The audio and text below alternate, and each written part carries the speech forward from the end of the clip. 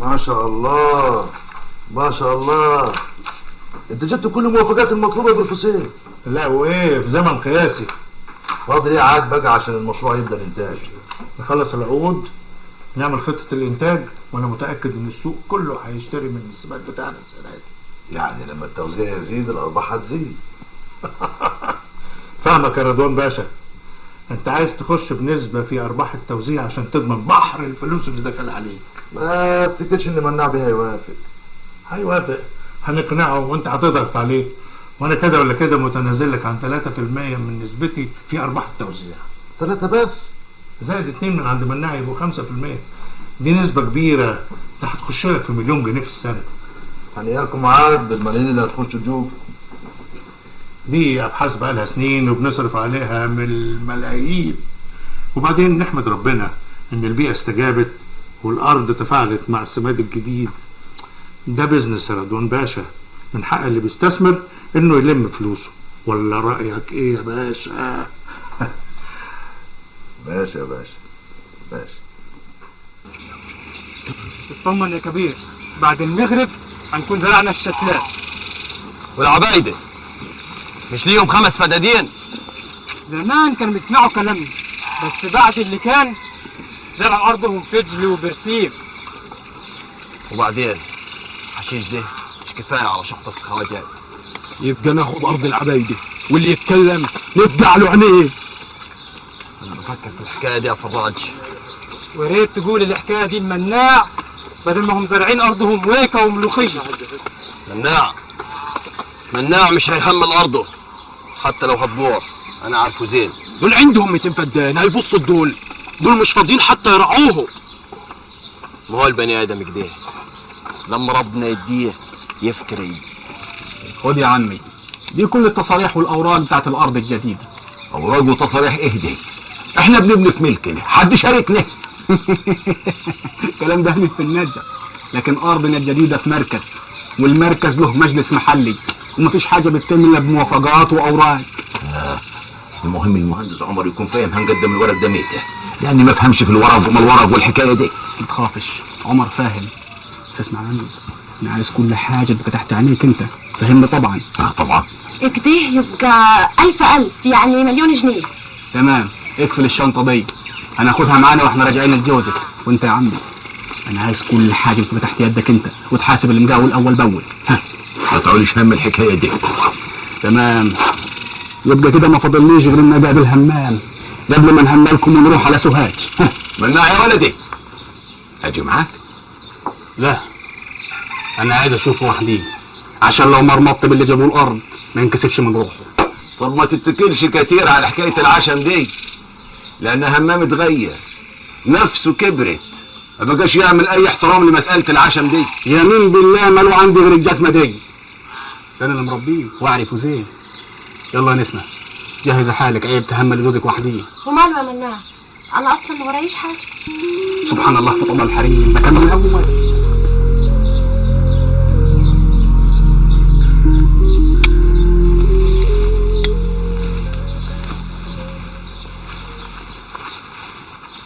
ايه يا همام، انا مش شايعت لك نتقابلوا وحدينا؟ ايه لازمه الرجاله دي كلها؟ دول رجالتي، ما بمشيش من غيرهم، تقدر تقول مربوطين فيها بسلسله.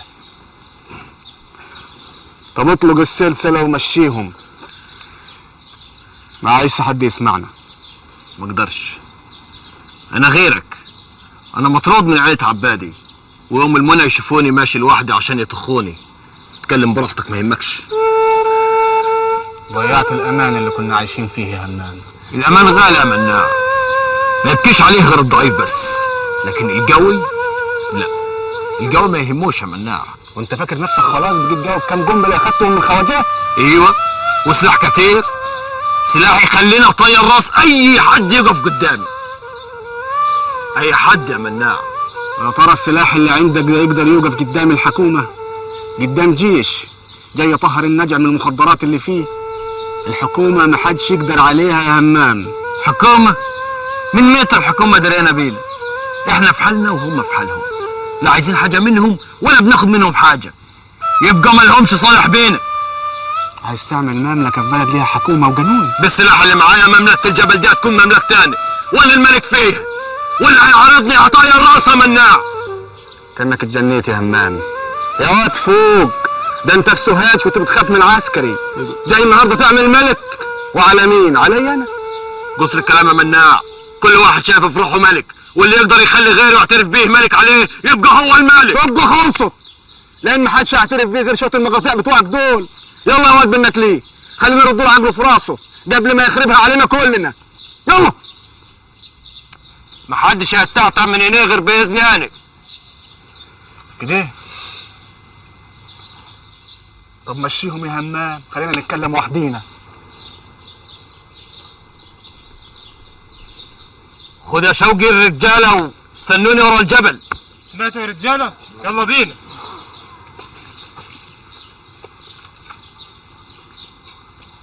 عارف يا ابن الجزمه لو ما رجعش عقلك في راسك هعمل فيك ايه؟ انت اتعملت يا ولد، الكلام اللي بتقوله ده يوديك في داهيه ومش وحديك، النجع كله هيدفن لو الحكومه شمت خبر. بعد عني يا مناع وما تتكلمش على انك صاحبي. انت صعبان عليا يا همام، الخواجات بيلعبوا بيك، كفايه يعطوك سلاح تحارب بيه اهلك وناسك وتقتلهم، المتربيين معاك طول عمرك. مش هم اللي غفروا عمي؟ عمك يستحق القتل، لكن والله ما هم اللي قتلوه، وانت قتلت 25 نفر ظلم. كأنك تعرف مين اللي قتل عمي. ايوه اعرفه، اللي قتله خد بطاره مني، نفس قصاد نفس وخلصت الحكايه. طب قول لي يا مناع، انت صاحبي وحبيبي، لازم تقول لي مين اللي قتل عمي. ولو قلت لك هتصح اللي قتلتهم ظلم؟ كفايه انك قتله واخد طار عمي. ادي اللي خدناه من الجوه لما يدوها لواحد اهطل يهم الخراب، وهم سيد من يسكنوا الخرايب، وهتلاقيهم هنا فوق راسك يحكموا ويتحكموا في كل الناس واولهم ناسك، وانت ساعتها مش هتقدر تنطق لانك خلاص يا همام خسرت كل الناس اللي ممكن يقفوا معاك ضدهم. صدقني يا همام، اللي يرمي نفسه في حضنهم يتحول لعبد ليهم. سلام. لساك مش عايز تقول لي مين اللي قتل عمي؟ اللي قتل عمك مره مش راجل، ومحدش شافها غير انا وابو الحمد بعد ما الفجر طلع. وابو الحمد اللي جيهم ميت على الطريق، يعني محدش يعرف غيري، وانا مش هقول لك الا لما تقطع علاقتك بالخواجات واخدك تصالح على عيلة العبادي واحكم عليك بدية تربي الايتام اللي حرمتهم جنابل الخواجات من ابهاتهم. يعني يا مناع، يعني انت عايز تحكم علي؟ نصبت نفسك كبير الناجع. كبير غصب عنك، ولو ما طلعتنيش هغصبك تطعني، لان مش هسيب النجع لعبه في يدك انت والخواجات بتوعك، وما عنديش كلام تاني يتقال. سلام عليكم. وبناقص معرفتك يا مناع، وما عايش نعرف مين المرة اللي قتلت عمي، وما عايش نعرفك من اساسه. ده ايه المعرفة اللي تقل القيمة دي؟ شوقي عاملين يا كبير؟ عايزك تروح لعيلة عبادي وتقول لهم ان احنا نأجر ارضهم بالغصب وهنزرعها حشيش، ويمين بالله النفر اللي هيقول لك فيهم لا نكون مفجرهم كلهم بالكلام اللي معايا غور من وشي. حاضر يا كبير.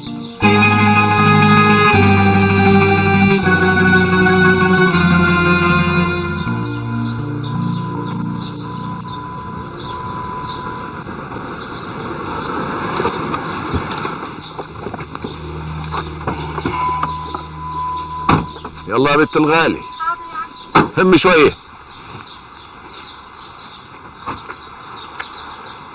اشوف وشك بخير يا اخوي. سلام يا نسمة. طمني على ميتك ولا دقيقة يا عمي هجيب لك الشنطة. قصدك البلوه الثقيله اللي ما عرفش اشيلها فين في الارض دي؟ لولا اني مش ضامن عمري كنت شلت لكم فلوسكم دي في بنك، لكني عارف هتحتاسوا لو متوا مش هتطولوا منهم مليم. طب ايه قولك يا ولد اخوي لو خليت عمر يشيلهم باسمه في بنك المركز اهو قريب؟ فكرة برضك، اقل يعرف انك بقيت واثق فيه. لما خلاص ما هو بق مننا وعلينا.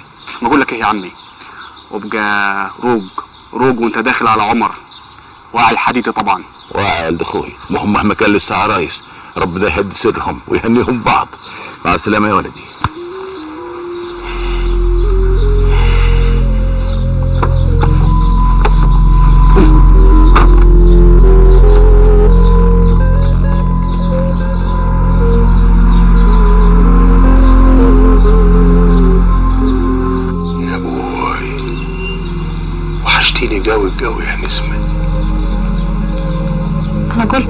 لك وحديك، يمكن أعصابك تروق شوي.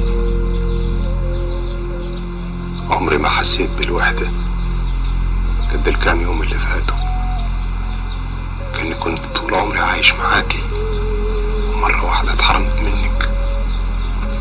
يا سلام، واللي مرته متوحشاه يعملها كده من غير سؤالات؟ كنت بسأل عليك يا شمس كل نهار، ببعت لك السلام مع كل نسمة، وقول لها نسمة العليل روحي الأحلى نسمة، ملسي على خدها وقولي لها جوزك مستنيكي. قالت لك؟ قالت لي، وديني جيت. عاوز ايه عاد؟ عايز عمر يا باشمهندس عمر، تعملي لنا كوبايتين شاي يا عمك ناجي. لا تعمليش حسابي في الشاي يا بنت الغوالي. اسمع، تخلي الشنطة دي عنديكم وانا هروح اطل على الزرع وارجع. خد بالك الشنطة دي فيها فلوس، هجيب كد ساعتين وهتكون نسمع عملت لنا لقمة ناكلها لما ارجع. يلا سلام. السلام يا عم ناجي. لقمتين اجهزها دلوك، هي حتة جبنة وكم حبة طماطم والسلام. ده ياخد اكتر من ساعتين. شوفي بقى، ونطلع الطماطم ونطلع الجبنة من البلاص، دي حكاية عايزة وقت، وعمك ناجي كله نظر. جرى لك ايه يا راجل؟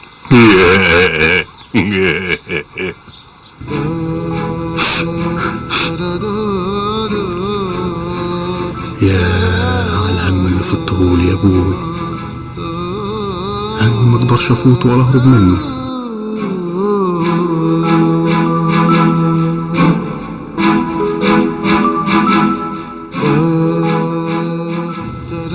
ترى عامله ايه يا نورهان في الهم اللي فضتهولك انا كمان؟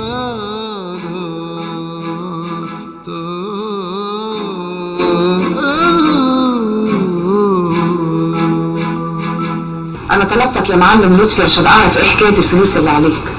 فلوس عليا لمين؟ ليك انت؟ انا ما اديتش الحرم ابدا. أنت مديون للمزرعة والمصنع السماد بمبالغ كبيرة وفات ميعاد سدادها. اللي عند الرجال ما يروحش واصل. ولا ايه يا ست الستات؟ ما تتكلم عدل وتعرف أنت بتكلم مين. بكلم حرمة حلوة وشايفة نفسها حبتين ومن حقها تتدلع، بس مش علياني. واضح إنك جليل الأدب، وخسارة إني عبرتك وجبتك تقعد قدامي. اتفضل مع السلامة، نتقابل في النيابة. غلطتك دي هدفعك ثمنها غالي. خير يا مدام، طلعي الزبالة ده بره واطلبي مدير شؤون القانونية يحول كل شمال على النيابة. الله حرمة قلت الرواية صح، وانا هعرفك الزبالة اللي قدامك ده هيعمل فيك ايه. انت اتجننت، دلوقتي ما نعمل ايه؟ يبقى لازم يتربى قبل منها عشان ما عرفش يحكمها. بلغ البوليس يا سامي. حاضر. اثبت مكانك، لا فرق ده فيكم. منع بيه. وانت فهمتني يا ابو صار. منع بيه يا اخي، انت منع بيه. اعمل يا منع بيه. انت قال ادب عليه شيء. يا منع بيه والله هي اللي ابتدت. اخلص خالص ما تقولش ولا حرف. كلمتك مالهاش وزن عندي. البيبي يهددني وبيقول لي هعلمك الادب انت وجوزك، ولما جيت اطلب له البوليس طلع مسدسه وهدد بقتلنا. انا كنت فاكرها موظفة عندك مش مرتك. كذاب. انا ما يهمنيش حد واصل، ما تطلعش فيها كده قدامه. ان كنت اعمل له احترام انا عشان خاطر العيش والملح. العيش والملح ده واللي يخليني ما اضربكش بالنار دلوقتي. اسمع يا لطفي، لازم تفهم ان انا بعت خلاص كل ديونك ليه لحد تاني زي ما بعت المواشي، وانصحك تجهز فلوسك قبل ما اضربهم بيك قدام النيابه. عايز اعرف بعتهم منين؟ عمر عبد الواحد مهران، يعني مفيش حاجه تربط بيك. اتفضل سلاحك، لازم تعرف ان السلاح للرجاله، والرجاله ما تهددش الحريم ابدا. وقف قدامي دلوقتي. عمر مهران بدل النادي جاب الفلوس دي كلها منين؟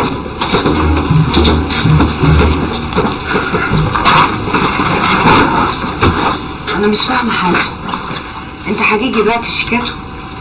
طب ازاي وهي لسه هنا؟ ومين عمر مهران ده اللي خلاه يخرج يتكلم زي المجنون؟ حكايه طويله هفهمها لك بعدين. ايوه يا سامي، عايزك تجهز لي كل شيكات ابو القمصان اخدهم معانا وماشي. ايوه قفل الحساب كله من عندك، وانا هكتب لك شيك يغطي المبلغ كله. صوت يا ستي، مش هتجاب لك مشاكل تاني. كده كل التجار هيجلدوه وهيأخروا السداد وهيقولوا ماسك عليك زله. ولطفي القمصان ده من عيله كبيره قوي في البال يعني، بس عيله ناقصه لا بتراعي حرمه ولا ضمير، والواد لطفي ده بالذات قليل الربايه. عشان كده قررت اربيه بمعرفتي. يعني انت اللي تعمدت تقوم الديون دي كلها عليه؟ كل اللي ظلمهم هخليهم يقدموا شكاوي وبلاغات للنيابه، ومش هيلاقي حاجه يرضي مين ولا مين. مش هخلي حد يتنازل ابدا. مين عمر مهران ده اللي انت قلت عليه؟ عمر ده سحب الضربه القاضيه بعد ما يتمرمط لطفي ويتذل صح، يخش عليها عمر بالمبلغ الكبير وهيجيب مناخيره الارض. وكل ده على حسابك ليه؟ لانه قعدت عمر اجيب له لطفي بالقمصان زاحف على بطنه وقابل اي حكم يحكم. انا هخليه يقدم كفنه ويركع قدامه زي الخروف، ساعتها هيبقى الحكم لعمر. عمر مهران ده جوز اختك نسمة صح؟ صح، هو عمر جوز اختي. بتعمل ايه يا نسمة؟ هنضف الخرابة دي، هطلع الحاجة في الشمس وبعدين امسحها واعود ادخلها تاني. حب على قدك بلاش النهارده، استني لما الانفار تيجي بكره واطلع على الارض هتلاقي بدل الحرمة 20 يساعدوكي. حرام عليك يا عمر، الاستراحة بقت زي الخرابة. حد قال لك تفوتيها 10 ايام؟ اهو قلت اشوف هتعمل ايه من غيري، اتاريك غلبان يا حول الله. وانا لو ما كنتش غلبان كنت فوت طار المناع ياخدهولي. لا كلام ايه اللي بتقوله ده يا عمر؟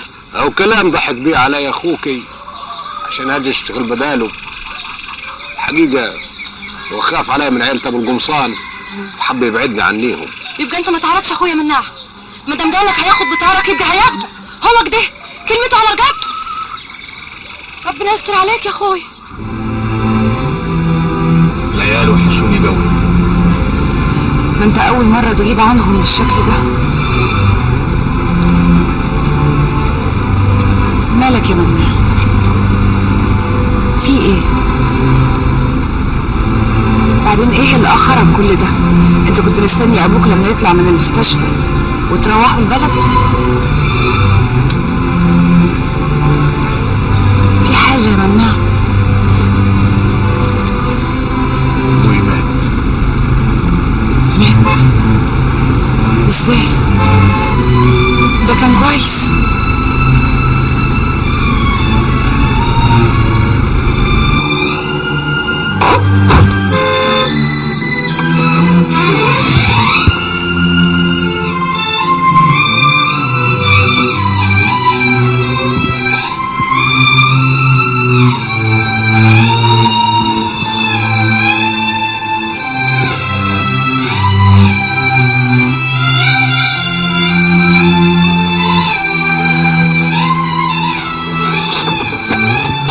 امر الله، كفايه بكره يا مرهان، ما عايزينش فضايح. اصله صعبان عليا قوي، كان طيب. وانت تعرفيه عن طيبته، الله يرحمه. شكل عليك نشفت من الدموع. وهيفيد بايه البكا؟ لا يرجع اللي راح ولا يهون الفراق. فوتيها لله يا مرهان، لله. يا ريت تمسح دموعك دي قبل ما يخش على ابوك وامك والعيال.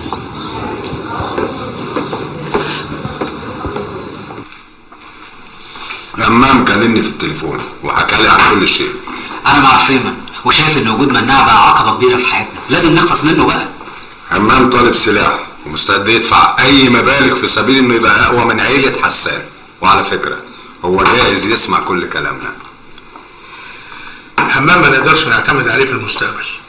انا اعرف كل الناس اللي في النجع، والوحيد اللي ممكن يساعدنا في تنفيذ المخططات بتاعتنا هو مناع. مش ممكن يا بنيامين، مش ممكن. ده بيكرهنا وبيحرض همام علينا ولا يمكن يتعاون معانا ابدا. الكره بتاعه ده كره فطري، هو مش عارف السبب بتاعه خالص. ولو جات له فرصه يقتلك مش هيتردد.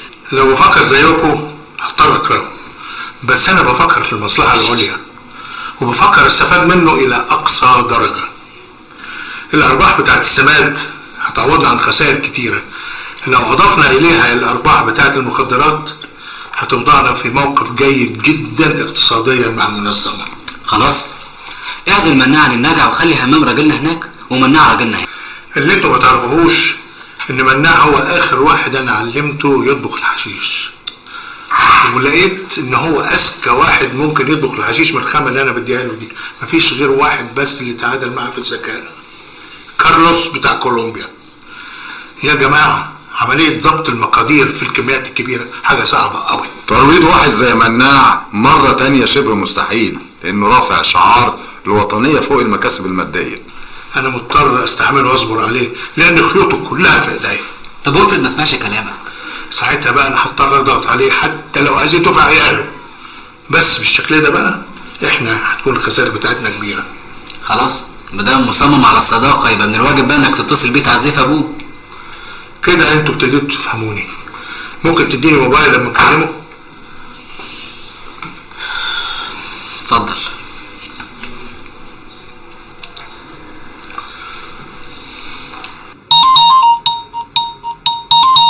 يا ابوي لحقت تعرف اني جيت. اهلا يا بروفيسور، ازيك؟ الو مناع حبيبي، انا حزنت قوي لما عرفت اللي حصل للوالد. الباقي في حياتك. حياتك الباقية؟ عرفت كيف؟ انا مش جاي لحد. ما قلت ليش عرفت كيف؟ مطرب. لعلمك بقى انا بعرف كل حاجة بتحصل في النجع قبل اهل النجع نفسهم. لو ايه بالدليل القاطع. يا دي عايزة ذكاء. اكيد همام هو اللي جاي لكم عشان تدوله اللي هو عايزه. همام ده خيبان، لانه لو شاطر وذكي زيك كان فهم انك انت اللي قتلت عمو دياب، وانت اللي قتلت ابو الحمد لما شافك انت ونفيسة. جرى يا خواجة، هو اي حاجة تيجي في راسك تقولها؟ انت بتعزيني يعني ولا جاي تهزر؟ انا غرضي ان احنا نبقى اصحاب ونقرب من بعض والثقة اللي بينا تزيد، لان عداوتك مش في مصلحتك. عداوتك دي هتحرق بيتك اللي فيه سوهاج وتخرب بيتك اللي في النجع. ماشي، استناك بكرة في المكتب الساعة 11. سلام يا خواجة. الله يسلمك يا حبيب قلبي. هو اختيار وانت طلعت احساسك واخترت من يومك تشيل عذاب ناسك، تشيل عذاب ناسك. هو اختيار وانت طلعت احساسك واخترت من يومك تشيل عذاب ناسك. البروفيسور ده عايز منك ايه بالظبط؟ وعد عليا في الشركة اداني صور موافقات على انتاج السماد الجديد. يبقى اتصل بيا عشان يعزيني. وهو عارف منين ان والدك توفى؟ هو ده اللي مجنني. مش عارف الراجل ده بيعرف كيف وليه عايز يشاركني في مصنع السماد. يعني انت عارف ان في حاجة مش مظبوطة، عشان كده فصلت مصنع السماد عن مصنع المكرونة عن المزرعة. قال له عشان أأمن مستقبلكم. من الحاج، هي فين الموافقات دي؟ جوه في شنطتي. تعرف ايه؟ انا قعدت سنة الف حوالين نفسي عشان اجيب الموافقات دي، هو جابها في 10 ايام. دي مش حاجة تقلق؟ جايز الحكومة بتساعده عشان مستثمر بيعمل مشروع وهدفه فعلا خير للبلد. حتى لو هدفه خير مش عايزين الخير ده.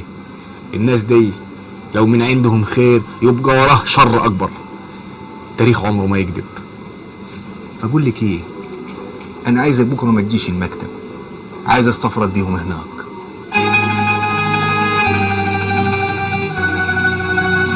اهم حاجة عندي انكم تفتكروا انه مجرد منتج، يعني ماليش اي صالح غير بكمل الانتاج والتوزيع. وادي امضتها هي. مبروك، هتشوف خير ما كنتش تحلم بيه. طيب استاذن انا عشان عندي اجتماع مهم. مش جاي معايا بروفيسور ولا ايه؟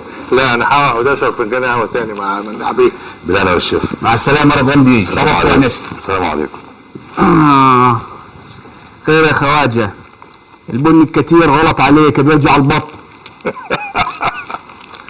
ما محبة الا بعد عداوة. اسمع يا مناع، من هنا ورايح اي كلام بيني وبينك لازم يفضل سر. انا ما عنديش اسرار، وراجل احب امشي سليم واعمل الصالح. الصالح من وجهة نظرك انت بس، يعني لما قتلت دياب كان بيتهيألك انك بتعمل خير. لو هنبتديها بالتخريف والكذب يبقى ما فيش داعي للكلام. اظن عيب قوي لما يبقى بروفيسور عالمي زي يلجأ للكذب. انا واثق انك قتلت دياب وابو الحمد، لكن ده هيفضل سر بيني وبينك، لان همام لو عرفوا هيتهور على عيلتك زي ما اتهور على عيلة عبادي، وخصوصا ان عنده سلاح كتير وطالب يشتري سلاح اشد وهنبيع له. اولا انا ما بخافش ولا عيلتي زي عيلة عبادي، ولا هسمح لك توجع عيلتين في بعض. لازم هيقعوا في بعض لما يعرفوا انك قتلت دياب وسبت جنازته وركبت عربيتك وقابلت ابو الحمد وقلت له يركب معاك، رفض وهددك. كلامك ملوش عازة عندي لاني ما عليهوش دليل. لا عليه دليل، ولو عايز اطلعه اطلعه، بس طيبة قلبي مش مطوعاني ان انا اذيك، مش عايز اذيك. عايز ايه يا خواجه؟ خلص، ما عنديش وقت. بص يا مناع، انا رجل اعمال وشغلتي اني اتصيد الفرص وادور على الارباح، ودلوقتي انا عندي مشروعين كسبانين ومليانين ارباح، وانت فيهم هما الاثنين لا بديل لك. مصنع السماد الاول اطلع بالتاني. هكلمك بمنتهى الصراحه، المنظمه بتاعتنا مصادر الدخل بتاعتها السلاح والمخدرات، ولها مزارع مخدرات في اماكن كتيره من العالم، كوبا، كولومبيا، افغانستان، سينا، واماكن تانية مش ضروري تعرفها.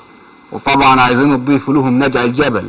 مملكة الجبل وانت صادق، مملكة لإنتاج أفخر أنواع الحشيش، بيتباع كويس وبيجيب عملة صعبة. قصدك الحشيش اللي كنت بتاخده كنت بتبيعه بره مصر؟ وأنا ليه أبيعه هنا بالخسارة؟ لعلمك بقى لولا شطارتك المنظمة كانت أمرت بقتلك. لو ما سمعتش كلامي هقول لهم خلاص مفيش فايدة، لازم ترجع لعرشك يا ملك الجبل.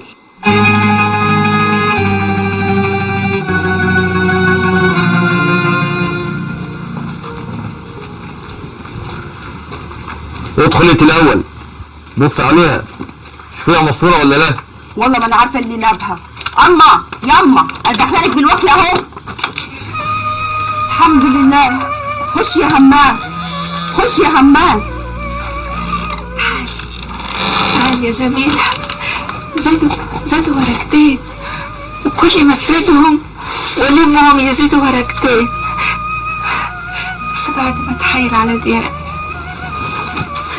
يما حرام عليكي، يما حرام عليكي، فضحتينا وجرستينا.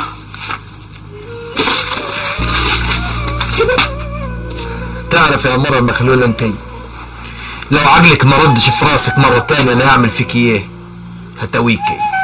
هتويكي ومحدش هيعرف لي بطريق جرة. انتوا فاكريني مخلولة؟ ليه مش عايزين تصدقوا ان عفريت دياب هو اللي خدهم؟ كان بدل ما اسرق لي فلوس كانت شاطر على المرة اللي قتلته. وانت ايش دراك انها مرة مش راجل؟ لو كان راجل ما كانش عمي عطاه الامان، عشان كده لازم تكون مرة هي اللي غدرت بيه، ومش بعيد تكون امك عشان كده خواتك. خد عد دول يا همام، علشان ما بعرفش اعد وبتخنبط. شوف لي زادوا قد ايه. يما حرام عليكي، احب على يدك. دياب بيقول لي وانا بلاقوهم ينفذوا، كل ما نحايل على دياب الفلوس بتزيد. شايفة يا جميلة؟ زادوا ورقتين.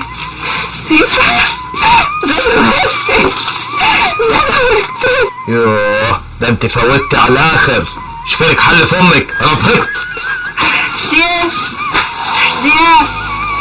دياب بيقول لي بلاقيهم ينفذوا.